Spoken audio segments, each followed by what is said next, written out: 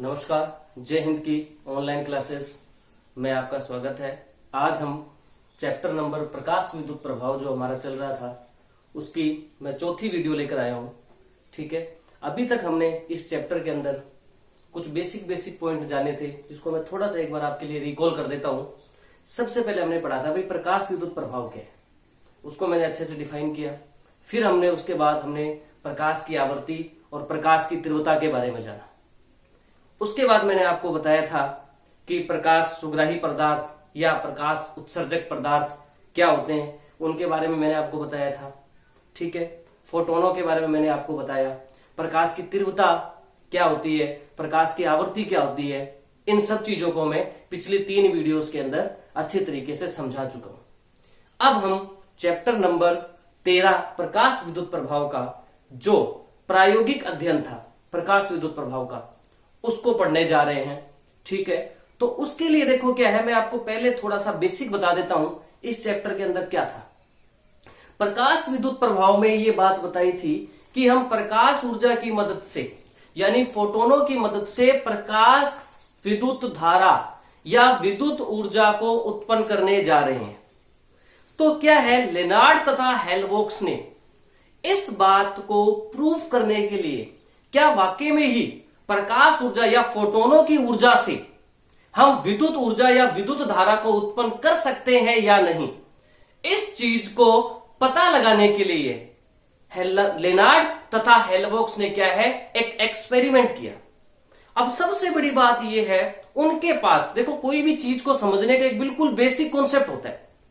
हम करने क्या जा रहे हैं, फोटोनों की ऊर्जा से विद्युत ऊर्जा को उत्पन्न करने जा रहे हैं। विद्युत ऊर्जा या विद्युत धारा उत्पन्न कैसे होती है, आप सभी लोग जानते हैं, आपने 10th तक पढ़ा हुआ है कि अगर हम किसी भी चालक तार के अंदर मुक्त इलेक्ट्रॉनों को गति करवा देते हैं तो उन मुक्त इलेक्ट्रॉनों के कारण आवेश प्रवाहित होता है। एक इलेक्ट्रॉन पर जो आवेश है वो कितना होता है, 1.6 गुणा 10⁻⁻19 कूलम। अगर 100 इलेक्ट्रॉन जाएंगे तो कितना आवेश प्रवाहित होगा, Q बराबर NE। तो कुल आवेश कितना होगा, N कितना है, 100 इलेक्ट्रॉन, एक इलेक्ट्रॉन पर आवेश कितना है, 1.6 गुणा 10⁻⁻19 कूलम। तो इतना आवेश प्रवाहित हो रहा है। अब ये आवेश जो प्रवाहित हो रहा है तो ये आवेश कितनी धारा उत्पन्न करेगा, I बराबर Q अपॉन में T, यानी प्रति सेकंड में कितना आवेश प्रवाह हो रहा है, वही आपका क्या कहलाता है, विद्युत धारा कहलाता है। तो हमारे पास ये आउटपुट था कि हमारे को इलेक्ट्रॉनों को फ्लो करवाना पड़ेगा। अब इलेक्ट्रॉनों को अगर फ्लो करवाना है तो मतलब हमारे पास एक ऐसी चीज होनी चाहिए, एक ऐसा पदार्थ होना चाहिए जिससे हम इलेक्ट्रॉनों को निकालें। तो हमने क्या किया, एक ऐसे पदार्थ का चयन किया जिससे हम आसानी से मुक्त इलेक्ट्रॉनों को निकाल सके।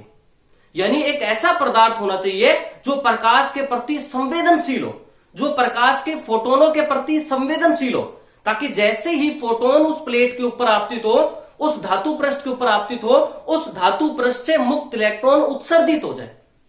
और प्रकाश विद्युत प्रभाव में यह बात बोली गई कि एक मुक्त इलेक्ट्रॉन को निकालने के लिए एक फोटोन की आवश्यकता होती है। यानी कुल मिलाके कहने का मतलब यह है, हमारे पास एक ऐसा पदार्थ होना चाहिए जो क्या करे, ज्यादा से ज्यादा मुक्त इलेक्ट्रॉनों को उत्सर्जित करे। इसलिए उस पदार्थ का नाम हमने क्या रखा, प्रकाश सुग्राही पदार्थ, यानी वो पदार्थ जो प्रकाश के प्रति क्या है, संवेदनशील है। दूसरी तरफ हमने ये बात तो पता लगा ली कि इसका मतलब हम फोटोनों के द्वारा इलेक्ट्रॉनों का क्या करेंगे, उत्सर्जन करेंगे। और जो इलेक्ट्रॉन फोटोनों के द्वारा निकले उन इलेक्ट्रॉनों को ही हमने क्या नाम दे दिया, फोटो इलेक्ट्रॉन। क्योंकि फोटोन जो है वो प्रकाश का एक भाग है, इसलिए उन फोटो इलेक्ट्रॉनों के कारण जो धारा बनने वाली है उस धारा को क्या नाम दिया गया, प्रकाश विद्युत धारा। अभी तक हमने ये सारी चीजों को पढ़ा है। जब लेनार्ड तथा हेल्वोक्स ने अपना ये प्रैक्टिकल करना चाहा तो वो ये जानना चाहते थे क्या प्रकाश को आपतित कराने पर और उस धातु से इलेक्ट्रॉन को निकालने पर और उस धातु से निकले इलेक्ट्रॉनों से क्या विद्युत ऊर्जा या विद्युत धारा उत्पन्न हो सकती है या नहीं। इस चीज का उन्होंने पता लगाने के लिए क्या किया, एक प्रैक्टिकल किया, एक प्रयोग किया। और उन दोनों ने, लेनार्ड तथा हेल्वोक्स ने, इस पूरे सिस्टम को अपनाने के लिए, अब देखो दिमाग में आपके सेट हो जानी चाहिए बात ये कि हमारे को क्या करना है, धातु के पृष्ठ से इलेक्ट्रॉन निकालने। क्यों निकाल रहे हैं इलेक्ट्रॉन? क्योंकि इलेक्ट्रॉन नहीं निकलेंगे तो विद्युत धारा उत्पन्न नहीं होगी। इलेक्ट्रॉन निकलेंगे और वो गति करेंगे, आवेश प्रवाह होगा, तभी तो विद्युत धारा उत्पन्न होगी। अब इलेक्ट्रॉनों को निकालना है। इलेक्ट्रॉन निकालोगे कहां से? इलेक्ट्रॉनों को धातु की सतह से निकालने के लिए आपको बाहर से ऊर्जा तो देनी पड़ेगी। वो ऊर्जा कहां से आएगी? वो ऊर्जा आएगी प्रकाश के फोटोनों से, यानी फोटोनों की ऊर्जा से। यानी कुल मिला के कहने का मतलब क्या है, हमें सबसे पहले एक स्रोत लेना होगा, एक प्रकाश स्रोत लेना होगा जो क्या करेगा, फोटोनों को उत्सर्जित करेगा। उन फोटोनों को हम उस धातु की प्लेट पर गिराएंगे, और वो धातु की प्लेट कैसी होनी चाहिए, प्रकाश के प्रति संवेदनशील।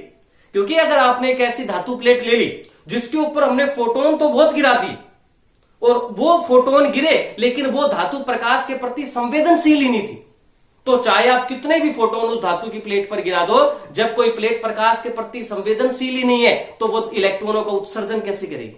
और जब इलेक्ट्रॉनों का उत्सर्जन ही नहीं होगा तो धातु के पृष्ठ से जब इलेक्ट्रॉन ही निकलेंगे तो प्रकाश विद्युत धारा कैसे प्रवाहित होगी? मतलब हमारे को इस प्रयोग में सभी छोटी छोटी बातों को ध्यान रखना होगा।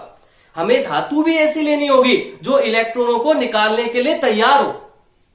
अगर आप किसी से कोई काम करवाना चाहते हैं तो आप उससे अगर काम करवाना चाहते हैं तो ये आपको भी देखना होगा कि क्या वो उस काम के प्रति संवेदनशील है कि नहीं।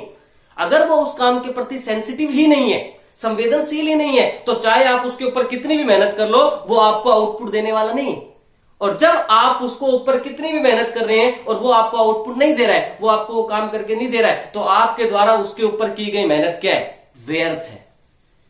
इसलिए हमें इस पूरी प्रयोग के अंदर छोटी छोटी बातों को ध्यान में रखना होगा। और लेनार्ड तथा हेल्महोल्ट्ज ने भी इस बात को ध्यान में रखा कि हमें एक ऐसा पदार्थ का चयन करना होगा जो ज्यादा से ज्यादा मुक्त इलेक्ट्रॉनों को उत्सर्जित करे और उस फोटोनों के प्रति क्या हो, संवेदनशील हो। अब इसको आगे बढ़ाने के लिए तो कुल मिला के कहने का मतलब क्या है, अब हमारे को समझने के लिए क्या करना पड़ेगा। सबसे पहले देखो लेनार्ड तथा हेल्महोल्ट्ज ने जो अपना प्रैक्टिकल एक्सपेरिमेंटल जो आपका सिस्टम था वो किस तरीके से उसने सेटअप किया, उस चीज को अपने बिल्कुल एक एक पॉइंट टू पॉइंट समझते हैं। सबसे पहले मैं स्टार्टिंग से उस पूरे एक्सपेरिमेंट को समझाऊंगा। आज हम क्या है, इस प्रायोगिक व्यवस्था चित्र के जो इसकी केवल बनावट के बारे में, इस पूरी की अच्छी से बनावट के बारे में पढ़ेंगे और फिर इसकी पढ़ेंगे क्रियाविधि। तो सबसे पहले इसकी बनावट समझो, क्योंकि देखो क्या है, कई बोलते हैं कि इस चैप्टर के अंदर से ये प्रायोगिक व्यवस्था चित्र नहीं आता, जबकि ऐसा कुछ भी नहीं है। पिछले से पिछले साल बोर्ड एग्जाम के अंदर ये सवाल पूछा था कि इसी चैप्टर का एक आगे आप पढ़ोगे, डेविसन तथा जर्मर का प्रयोग। डेविसन तथा जर्मर का प्रयोग जिसने डी ब्रोगली की परिकल्पना को सत्य साबित किया था, वो भी एक प्रैक्टिकली सिस्टम था और उसका भी एक प्रायोगिक व्यवस्था चित्र एग्जाम में पूछा हुआ है। तो आप ये ना समझे कि बोर्ड एग्जाम के अंदर इतने जटिल और कॉम्प्लेक्स प्रायोगिक व्यवस्था चित्र नहीं आते। बोर्ड के अंदर अगर आपके सिलेबस में है तो कोई सा पर्सन कहीं से भी आ सकता है, सीधी सी बात। तो अब सबसे पहले हम क्या करते हैं, इसके प्रायोगिक व्यवस्था चित्र को समझते हैं। इसके प्रायोगिक व्यवस्था चित्र को समझने के लिए मैं इसकी बिल्कुल बेसिक पॉइंट से स्टार्ट करूंगा। सबसे पहले अपने चलते हैं बनावट के अंदर। अब मैं जैसा जैसा बोलूं उसको केवल आपको ध्यान से सुनना है। देखो, फोटोन को उत्सर्जित करना है। फोटोन को उत्सर्जित क्यों करना है? क्योंकि हमारे को इलेक्ट्रॉनों को निकालना है। अब फोटोनों को अगर उत्सर्जित करना है तो हमारे को क्या चाहिए होगा, एक प्रकाश स्रोत चाहिए होगा। तो हमने क्या किया, एक प्रकाश स्रोत लिया। तो सबसे पहला नंबर जो पॉइंट है, इसको मैंने नंबर 1 पॉइंट दे दिया, ध्यान से समझना, ठीक है। तो नंबर 1 पॉइंट जो है वो आपका क्या है, प्रकाश स्रोत। नंबर 1 पॉइंट आपका क्या है, प्रकाश स्रोत। और ये प्रकाश स्रोत को मैंने कैसे लिखा है, एस से। एस का मतलब क्या हो गया, लाइट सोर्स हो गया, ठीक है। एस का मतलब सोर्स हो गया, यानी स्रोत। तो इसका मेन काम क्या है, फोटोन उत्सर्जित करना। इसका मेन काम क्या है, फोटोन उत्सर्जित करना, ठीक है। इसका मेन काम आपका क्या हो गया, फोटोन उत्सर्जित करना, ठीक है। आपको जरूरत पता लगी कि फोटोन नंबर 1 जो है इसकी क्यों जरूरत है, क्योंकि जब ये फोटोन को ही उत्सर्जित नहीं करेगा तो आप किससे इलेक्ट्रॉनों का उत्सर्जन करोगे, तो इसकी आवश्यकता पता लगी। नंबर 2, यहां पर आपने देखो इस एक आपने ली कांच की नलिका। कांच की नलिका जो है, जो क्वार्ट्ज की नलिका भी हो सकती है या कांच की नलिका, तो नंबर 2 पॉइंट जो आपका होगी वो क्या होगी? कांच की नलिका। नंबर 2 पॉइंट आपकी क्या होगी? कांच की नलिका। ठीक है, नंबर 2 पॉइंट जो है वो कांच की नलिका ली। अब कांच की नलिका को आपने क्या रखा? निर्वातित रखा, वैक्यूम रखा। सबसे बड़ी बात है, इस कांच की नलिका या ट्यूब को आपने वैक्यूम क्रिएटेड क्यों रखा? क्यों? क्योंकि जब आप फोटोनों को इस प्लेट के ऊपर गिराओगे और ये जो इलेक्ट्रॉन उत्सर्जित होंगे, अगर यहां पर एयर वगैरह रहेगी तो इलेक्ट्रॉनों के फ्लो के अंदर दिक्कत आ सकती है। इसलिए इस कांच के ट्यूब को पूरी तरीके से क्या रखा गया? निर्वातित रखा गया है, यानी वैक्यूम रखा गया है। तो इस कांच की नलिका को आपने क्या रख दिया? निर्वातित। देखो एक बात मैं आपको पहले बता दूं, हम कोई भी काम करते हैं ना, तो उसमें होने वाली सब छोटी से छोटी गलतियों को हम पहले से दूर करते हैं। ठीक है, तो जैसे ही हमने इस कांच की नलिका को निर्वातित कर दिया ताकि हमारे को इलेक्ट्रॉनों के फ्लो में किसी प्रकार की कोई भी समस्या नहीं आनी चाहिए। तो दूसरे नंबर की आपकी जो सबसे इंपॉर्टेंट पॉइंट था वो क्या थी? ये कांच की नलिका होगी। तीसरे नंबर का जो पॉइंट है आपका वो क्या है बताओ? यहां पर देखो सी का मतलब क्या है? सी का मतलब है यहां पर कैथोड की प्लेट, और कैथोड की प्लेट के नीचे क्या लिखा है? प्रकाश सुग्राही पदार्थ। मैंने आपको बताया प्रकाश सुग्राही पदार्थ क्या है? प्रकाश सुग्राही पदार्थ वो है जो प्रकाश के फोटोनों के प्रति संवेदनशील है, ताकि जैसे इस फोटोनों को इस प्लेट के ऊपर आपतित कराएंगे तो वो उन इलेक्ट्रॉनों का क्या कर देगा? उत्सर्जन कर देगा। तो नंबर 3 पॉइंट आपका क्या आ गया बताओ? कैथोड की प्लेट। और ये जो कैथोड की प्लेट है यही क्या करेगी? इलेक्ट्रॉन का उत्सर्जन करेगी, और ये इलेक्ट्रॉन का उत्सर्जन करेगी, इसलिए इसका एक नाम और है, और वो कौन सा है? प्रकाश सुग्राही पदार्थ। कौन सा है?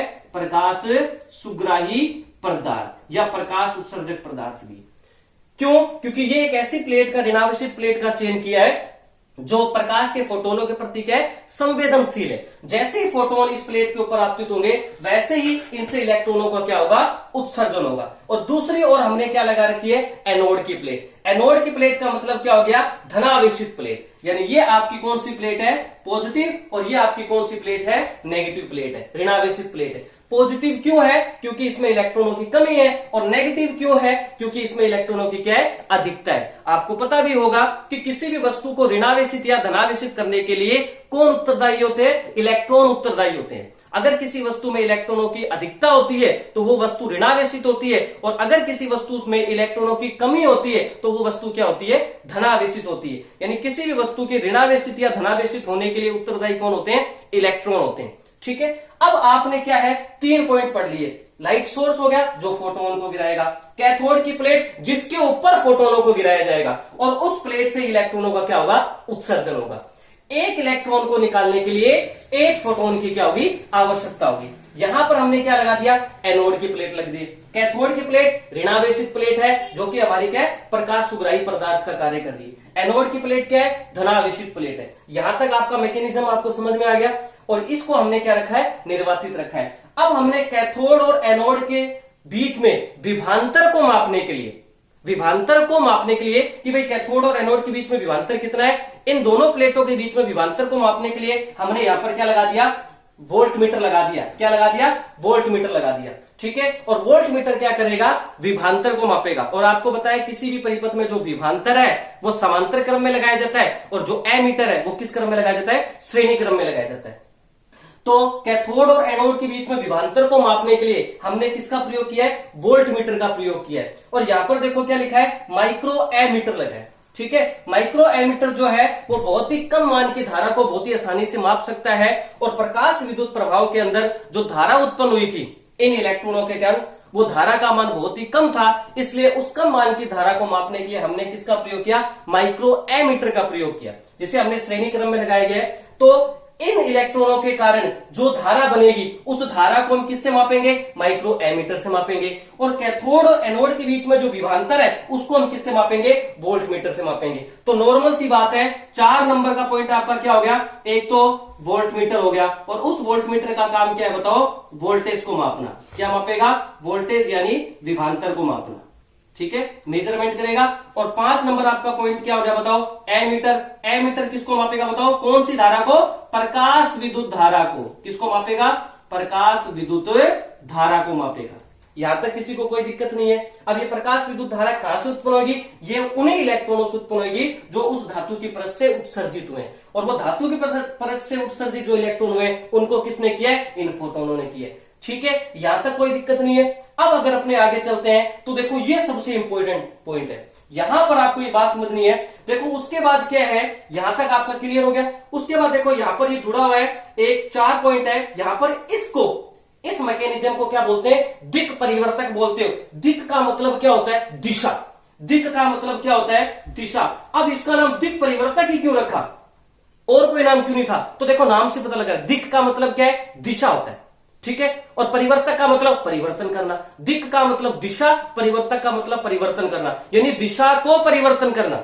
अब इसका मतलब क्या है? तो ध्यान से देखो, इसको मैंने यहां पर इस तरीके से दिखाया है। आपकी बुक के अंदर थोड़ा सा बहुत अजीब तरीके से कॉम्प्लिकेटेड तरीके से आपको समझाया हुआ है। इस चीज को समझने के लिए मैंने इसको बहुत ही आसान तरीके से समझाया है। ये दिक् परिवर्तक होता है। सबसे पहले दिक् परिवर्तक का काम समझो। दिक् परिवर्तक का काम होता क्या? ध्यान से समझना, दिक् परिवर्तक का काम। देखो ये कैथोड की प्लेट है, यहां पर आके इधर जुड़ रही है, और ये किसकी प्लेट होगी? एनोड की प्लेट यहां पर। ठीक है, अब सबसे पहले क्या होता है, और इधर से 2 पॉइंट यहां पर जुड़ गए। एक पॉइंट किससे जुड़ा हुआ है? धारा नियंत्रक से, और दूसरा यहां पर किससे जुड़ा हुआ है? बैटरी से जुड़ा हुआ है। अब इस दिक् परिवर्तक का काम क्या होता है मैं आपको बताता हूं। देखो दिक् मतलब दिशा, और परिवर्तक का मतलब परिवर्तक। दिक् परिवर्तक की सहायता से आप कैथोड और एनोड की प्लेट को अपनी इच्छा अनुसार बैटरी के किसी भी टर्मिनल से जोड़ सकते हो।